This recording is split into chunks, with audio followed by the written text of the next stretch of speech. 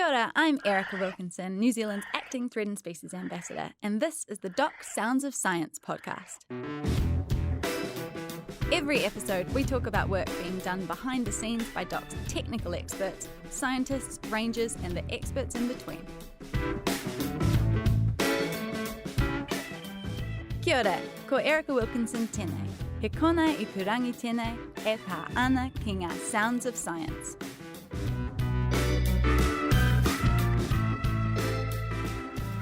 Today on the show we have Brent Beaven, our expert in all things predator-free. Kia ora, Erica. Ko Brent Beaven aho. I'm with the Department of Conservation looking after the predator-free program. Fantastic to have you here. Thanks for joining us. It's an absolute pleasure. You've just said that you're in predator-free, so tell me about your role at DOC. I'm the director or the program manager at the Department of Conservation who sort of owns the predator-free program. So we got given the responsibility by government to manage it, create the strategy and make sure it operates effectively as a whole. So my role is sort of working across government, across organisations to make sure we're all focused on the work we need to do to deliver predator-free.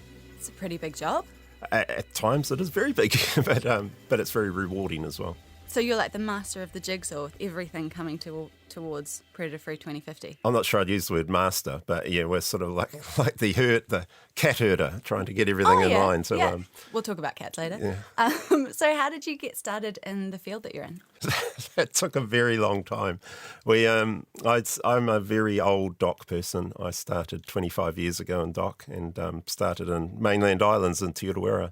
And then went to Stewart Island for 16 years. But all that time I've been managing predators and doing that sort of work. And I was in the Minister's office when Predator Free got started. And when this job became available, I sort of transitioned across and grabbed this, which was a great opportunity. What's Stewart Island like? Stewart Island is lovely, one of my favourite places in the world. Is it? Do you have a favourite animal from down there? Well, it's got lots of animals on there, but I do like the fact we brought kiwi back around the town a few years ago, and I've still got my house there, and there's a kiwi that lives in my backyard and goes under our house every now and again, and so I can lie in bed and listening to kiwi snuffling under the house, which is very cool. So that particular kiwi is my favourite animal. That's a good response, actually. So, did you study conservation? I did actually, Erica. I went to Waikato University and did a Masters in Behavioural Ecology, and I ended up studying kaka, so in the Whirinaki forest, which got me into conservation in a general sense. But I was almost wearing a white lab coat and going into the lab.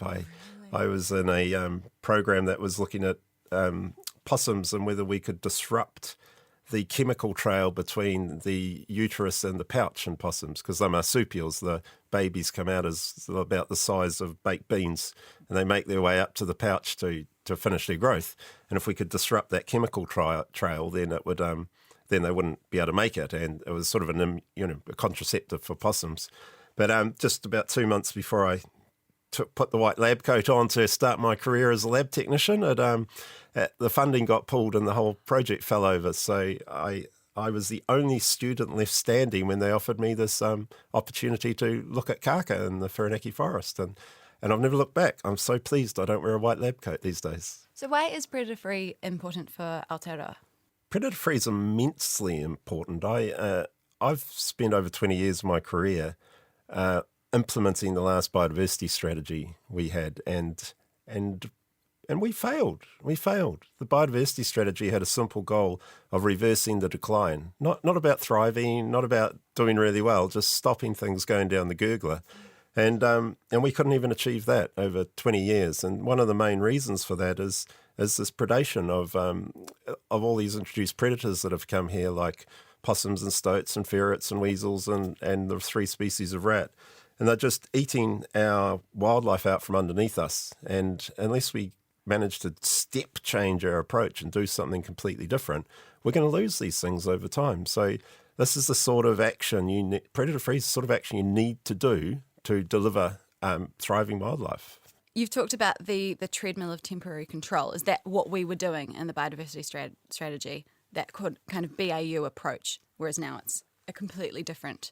Yeah, we still do that, and that's really important until we develop the skills and the techniques and the technology to achieve eradication and sustain it at scale. But that has been our approach in the past, is a treadmill of suppression. So we knock things down, and we either let them come back up a bit and then knock them down again, or we really intensively trap and control continuously. But you're continuously pumping effort into a place, and the pest animals respond to that as well. So they get they learn, they get better. So it just gets harder and harder and harder across time. It's not a long-term option for us, really. The opportunity ahead of us is to really just take that to another level, and you only have to go to any of our offshore islands where we've achieved eradication to see what it should look like, what it should feel like, what it should sound like, and then you know that you come back going, actually, this is what we need to do. It's worth it. Across New Zealand, yeah. Yeah. Well, or even where we haven't yet eradicated, but somewhere like Rakiura, where you've got a kiwi snuffling under your house. Yeah, we do, but unfortunately, Rakiura is stuffed as well. I'm so sad when I go down there. Around the town's good. The offshore islands are really good. Where we do anywhere in New Zealand where we do predator control, generally has good wildlife, good lots of birds. But I remember going across to Doughboy Bay on Stewart Island. This is when I really understood we needed to do something different here. Because I spent 2 days at Doughboy Bay in one of the remote parts of Stewart Island. I only heard one tui over 2 days. And that was it. And I wasn't just counting tui. I mean, of all the native birds I could hear, that was all I ran into in the bush in 2 days. And they're just gone. Oh, that is devastating. So you've got a desk job now, but prior to that, you've got 25 years field experience on islands, boats, and pretty much everything in between. Tell me about one of your weirdest days at work. It's really hard to pick one. I've had lots of weird days at work. I was going down the sub-Antarctics a few years ago, and we were taking Nick Smith and Gareth Morgan and Sam Morgan, and we were on the Navy trip, and we hit this massive storm where it was sort of like 25-metre seas, and they were breaking over the front of the boat, and the boat couldn't turn around because it was because the wind and the waves were too big for it. So we were just trucking slowly towards Tasmania while we waited. And in the middle of all that, most of the crew was sick, so they only had a skeleton crew on with the Navy. And then the fire alarm went off, and they thought there was a fire on board, and all the crew, so the crew that they could muster were going in there. What had happened was one of the extinguishers had been smashed across the room and gone off inside the area it was. So, but all the alarms went off, and they were in there doing that. And in the midst of all this chaos, I went up to the bridge and was sitting on the bridge, and in the midst of all this chaos of humans in the Southern Ocean barely surviving, this pod of dolphins swam past us, just happy as anything in their element. And I suddenly you sat there realising that, oh my gosh, this is, we don't belong here. Just like we're doing it wrong. Yeah, they're doing it right. So. Oh, that's pretty cool. Tell me another one. I'll tell you another one. So actually when you encounter wildlife, creates some really weird days at work for you. And I remember once I was the duty officer on Stewart Island, and I got a call from the policeman late that night that there was a sea lion on the road. And so I had to go out and help him get the sea lion off the road, which in Stewart Island, there's not much traffic, so it's not a big issue, but but it's a black sea lion on a section of road with no lights or anything on it. So it's just this big dark lump in the middle of the road. So it could have caused a bit of damage. So I got round there and hopped out of the truck, and I took my brother with me. So my brother and the policeman were standing there, and it was quite a big sea lion. It was one of those big males, about 350 kilos. Not scary at all. Not scary at all. And so I asked who wanted to help me, but they weren't that keen. So they both sat in the truck watching. And I got to move sea lions.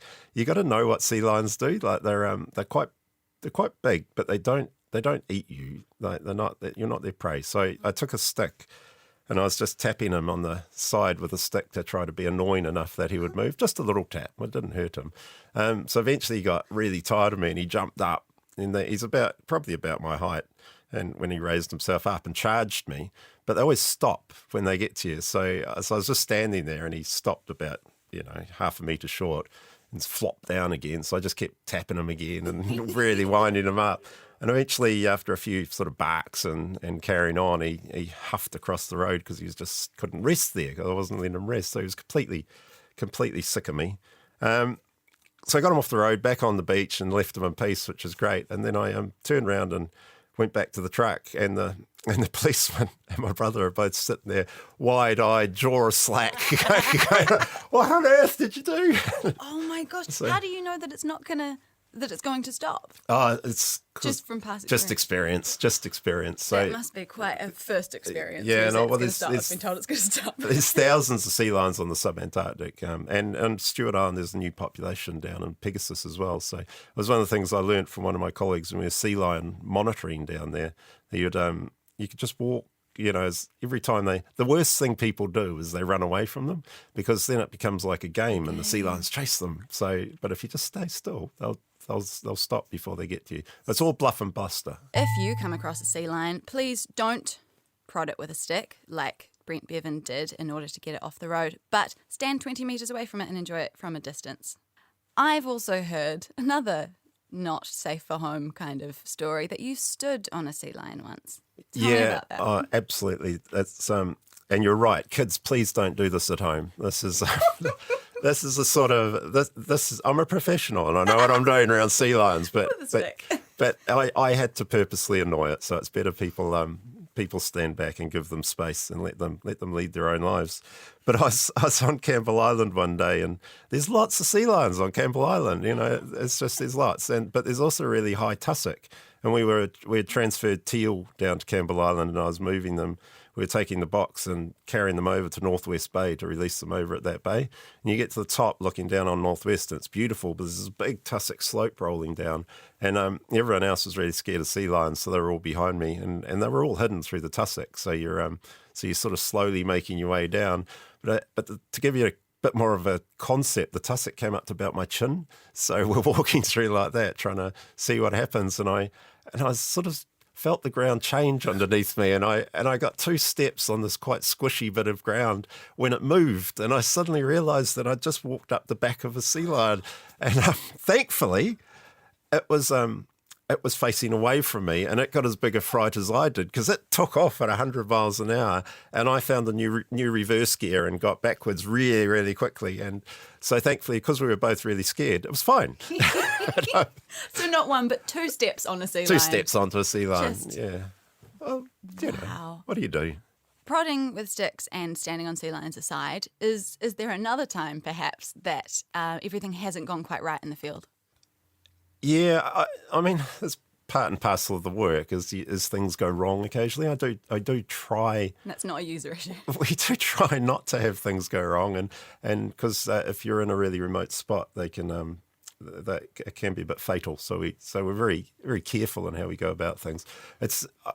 I've got a positive story of things that didn't quite go right that I'll test you. Because right now you're sounding like a cowboy. Yeah, I was out on Breaksea Island catching mohua for a transfer to Whanuaho a few years ago, which was quite a cool job. Breaksea was the first island they made predator free in New Zealand. The first big island. They did Maria Island, which is a small one, but this was the first structured baited, ground baited approach to doing it, and it's really steep. It's quite an amazing island in Fiordland, and the wildlife on it is phenomenal. So we can go in and actually catch some of the birds and take them off to repopulate other spots. There's so many. So I was catching a mohua or yellowhead on the island, and we'd struggled for days, and I was on top of the island. We'd only had 15 birds and the helicopter was coming, and you normally want 30 to 50 to try to start a population. And I was on the top of the island, and with 15 minutes to go till we called it quits and the helicopter arrived, I caught 30 mohua in one go. So they were in the net and they were everywhere. So the only problem was I didn't expect that, and there was only me. And I didn't have enough catch bags. So I filled up all my catch bags. So we put the birds into little bags that protect them, and that way we can transport them and carry them down to then put them in a box to move them to another island. So I took my socks off and I stuffed some mohua in my socks, and I tied my sleeves up on my raincoat and put mohua in the raincoat, and every little pocket and everything I could do I had filled with mohua, and then I had to line them in my pack and tie them around the pack and hold them, because you can't hold 30 catch bags by yourself. So I had everything lined up, and then the radio wasn't working because the island's so steep you couldn't connect across it. So the helicopter had come in by this point, and they were all down there, and I'm desperately stuffing all these birds in bags and folding the net could up, they not help shooing other birds away. Go away! And I got them all stuffed in, and then I had to go down. It's a very steep track. It's like 45 degrees. So these 30 birds and pockets and backs and socks. And don't fall and over. I got down the bottom, just got the radio connection in time to make them hold, and they held the chopper. We got them all out, banded them, put them in the boxes, and, it was about 30, 40 minutes later than anticipated, but then we got them all away, and we had a good population. And they successfully started a new population? We successfully started a new population on Whenuaho. So Whenuaho, Codfish Islands, where all the kakapo are. Another site where, you get rid of predators, you can have kakapo and more wildlife and harder things to like that. stuff in your jacket. They are a bit harder to stuff in your jacket, but I'd give it a go. Wow. I'm sure people have. So you've had many conservation successes throughout your experience, 25 years. But can you think of one that tops the heap? What's your greatest conservation story? Oh, that's a tough question. It is a tough question. It is a tough question. In a bizarre way, the greatest conservation success I had was leaving Stewart Island. And it sounds a bit odd, but I'd been on Stewart Island for 16 years, managing the wildlife and nature down there, and I had been a huge advocate for a predator-free Stewart Island. We'd been working on that for all of those 16 years, and what I'd failed to recognise was that it had I'd got too tied into it, and I had the ownership of it, and so therefore the community didn't.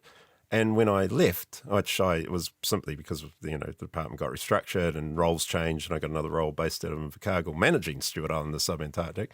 When I left and was stepped out of that place, the community took it over, and the ownership shifted away from me to the community. And now this year, it's done so well that we've funded $1 million into Stewart Island to do the operational planning for how will we go about achieving predator-free rakiura. So it's sometimes, the thing that's put in front of you doesn't look like success at the time, but the way it pans out is actually really positive. That's fantastic. So it's like you passed the charger over. You're not just on the white charger fixing everything. You've handed it to the community, and they get to do it. Yeah, and it's a real lesson for me in how we approach predator-free, because it has to be owned by the communities at place, and they have to be driving what they want to see happen there. So we've built that right into the DNA of our strategy and how we approach it and how we want to do things. Right, yeah, because it can't just be Doc can't just fix it. It has to take everyone. It's going to take everyone. I think that's a real story of the change in conservation over the last 20 years from when I started. When I started in conservation, it was very much Doc, we're the experts, we do this work, and this is what we want to do. But there's a limit to how much conservation you can do in that place. And over those 20 years I've been playing in this field, the change of ownership to the communities and iwi and hapu and everyone being involved is really growing the amount of work that can be done. And I sit in this space where we've got to get communities involved to get that buy-in and that understanding and that commitment to trying to protect this special wildlife that's ours to look after. So do you think, New Zealand does have this social capital around predator-free. Why do you think that is? I think it's because it's really gettable. Like I work... Like understandable or achievable? Understandable. I mean, it's both, but it's the first time I've had a thing I'm working towards within conservation that people immediately understand. When I used to talk about ecosystem services, you had to take 10 minutes explaining it to everyone, and it was just so challenging. And now you're in this place where I go, oh, we're doing predator free, and people go, oh, I get that, and they also get what they can do to contribute towards it, and it's really quite intuitive and easy, and people get on board, and it's such a good goal. It is such a good goal. Was there a moment that you saw that solidify in front of you in terms of the community taking over? Yeah, there was a couple of moments on Stewart Island that particularly stand out in my mind. One was was I talked about kiwi returning kiwi to the township, and it took a bit of time for people to grasp what was happening there. And we used to have lots of roaming dogs, so it was a real struggle to deal with, because roaming dogs just take out all your kiwi. And as soon as we sort of got that under control a little bit and put kiwi in place, the community forced the dog ownership issue out, because they wanted kiwi in their backyards, not someone else's dog. So so the social pressure suddenly changed completely and reframed how that operated. And I was down there last year, and I went into the pub and ran into a whole lot of people I knew from the time I lived there. And they were all telling me kiwi stories. Like, they're all going, "Oh, I saw 4 kiwi in my backyard the other day," and this is all on. I got sick of it. I wanted to talk about something else, but everyone was coming up to me talking about kiwi. And I think the other example I saw, which was really strong on Stewart Island, was when we had rats come back onto Ulver Island. So Ulver Island's a predator-free island in Patterson Inlet. It's really accessible. If you're going to Stewart Island, you should go to Ulver Island. Beautiful spot and full of wildlife. And we got rats back on, and we got a population of rats, and we had to do another eradication to try to get rid of them. And it was the shift from the community being quite indifferent about Ulver 20, 30 years ago, when it was a special place to go, but to actually driving in behind and really advocating to get, because they valued that wildlife. They valued those animals. It was part of their upbringing, where they went, what they wanted, and what was special to them.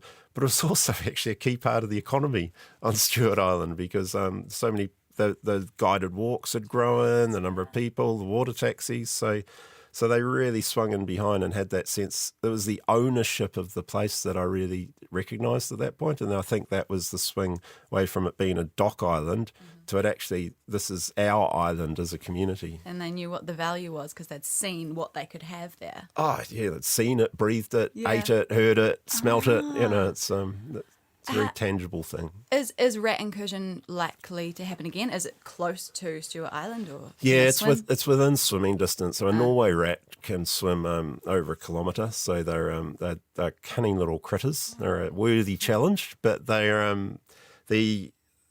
the island has now got a much better infrastructure on it. So they've got traps everywhere on that island that try to capture animals as they come on.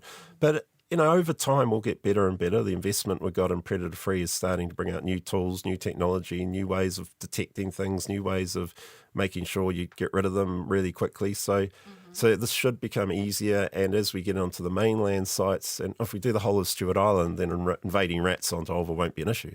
Yeah. Something that's hard for us to think about is the seriousness of the threat to most species, but we are actually in dire straits. We've got 43 species of birds that have gone extinct in the last 800 years. The reality is that a lot of them are at some kind of risk. You've talked about the treadmill of temporary control and that BAU approach not being what we can do anymore. What places or species are you really worried about at the moment? I'm worried about them all. That's part of the problem. All of our species evolved in the absence of most mammals. The only mammals that were on New Zealand were seals, sea lions, and bats. So the thing about mammals is they hunt with scent, so they smell things. Watch dogs or cats hunting. Sight and scent are really important, and they can track things and track them down and eat them. When you've evolved with your only predator being an eagle or a moorpork or something like that, then you freeze, because they're hunting by sight. So you stay still and you camouflage. So you look at our native animals, and most of them, the kiwi, the kakapo, they're really well camouflaged, and they fit into their environment and are almost invisible.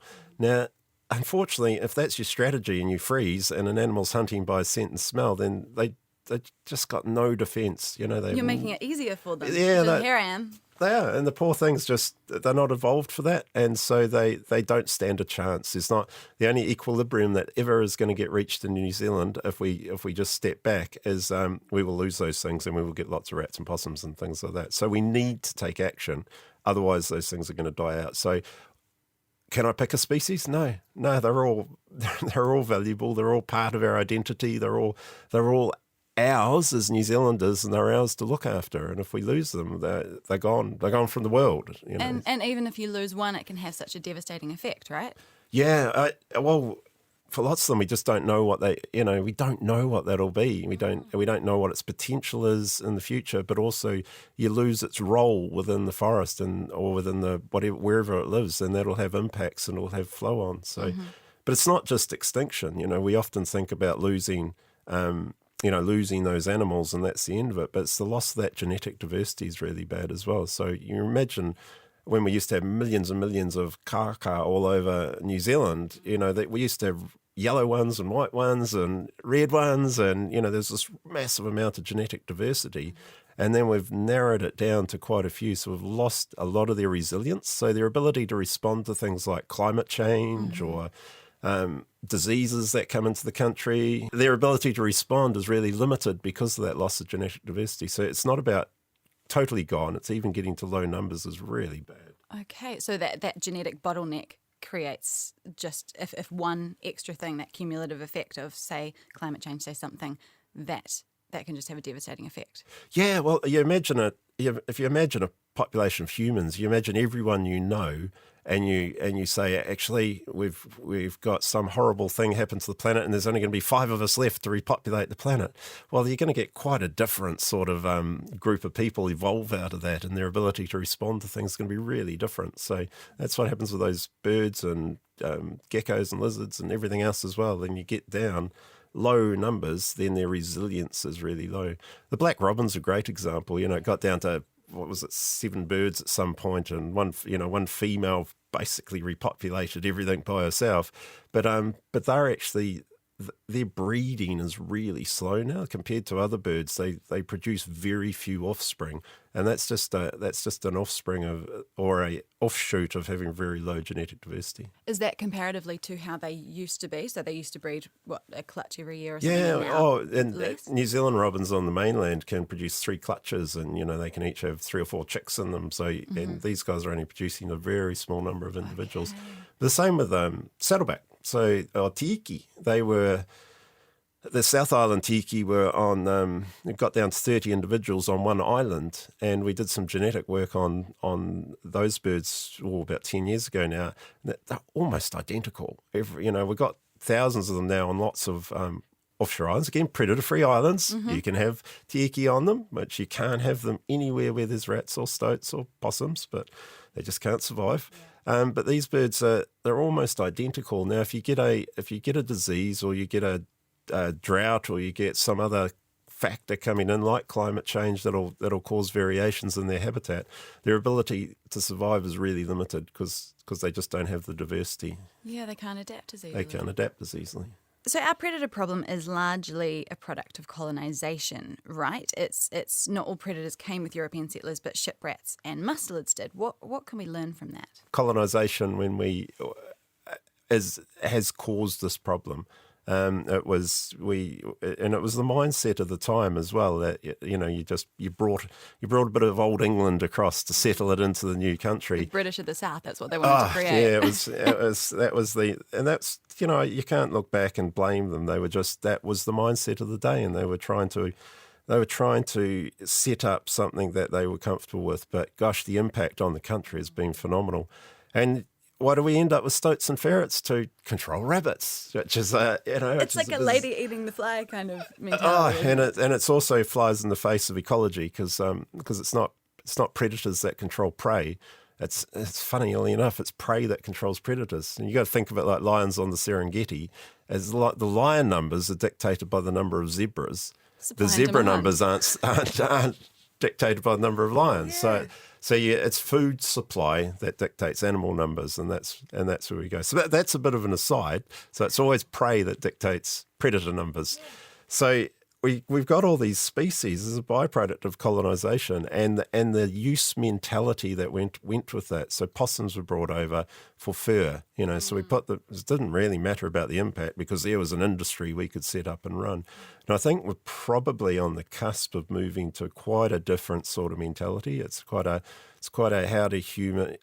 humans recognising themselves as part of nature and intrinsically linked to the systems of the earth that are supported by nature. And that kind of reciprocity of the land. Well, I think we see that with the climate change issues as well. We're causing them and that's impacting on the planet. And then impacting back on us as people. So we've got to get into this very new space where we think of ourselves as part of the system, and we have a much more aligned with the Maori worldview, that we're part of it and we have to look after it because it is our life supporting system. So, and you've talked about kaitiakitanga in terms of we need the science and innovation for predator free, but you're also looking back over centuries and the customary values. Is that right? Yeah, we're trying to really build that into how we're working, and I do love that idea in Maoridom that we're related to everything, that we whakapapa to not just the land but the creatures, they're our whānau around us. So that and it relates to science, because if you follow everything back genetically, we all do link at some point. So there is some science sitting behind that concept and that idea. Yeah. But if you think of that idea that, gosh, these are our brothers and sisters and things we're related to, then maybe it just gives you a bit more of a drive to get connected to it. We'll take better care of it as well. And I do like, that mātauranga, really it's the knowledge of that's been in an environment for 600 years. So it can tell us about patterns of behaviour or things that have been observed, or, gosh, when you're setting out on a journey like predator free, you want to grab as much knowledge and understanding as you can, and I think it would be silly to ignore offerings from anyone at this point in time. So is predator free 2050 possible? Can we do it? Of course we can. We've mapped it all out. So the strategy breaks us into sort of a number of functional pathways, and we've logic mapped them to death. So we know what we have to do now to set us up to be in the place to deliver predator-free in 2050. And it's just really, it's the technical issues, and we can solve those. They're not a challenge. Oh, they're a challenge, but they're easy to, you get engineers involved, you get scientists involved, and if you get the focus on it, you can really shift our technology into the right place. The bit that is the harder challenge is the people. So it's the social issues and the understanding and getting people on board, and the understanding that we might have to go onto their land or change their lifestyle slightly, or so there's always a social element that is much more challenging than the technical element. But if the people buy into it, we can solve those technical issues. There's no problems about that.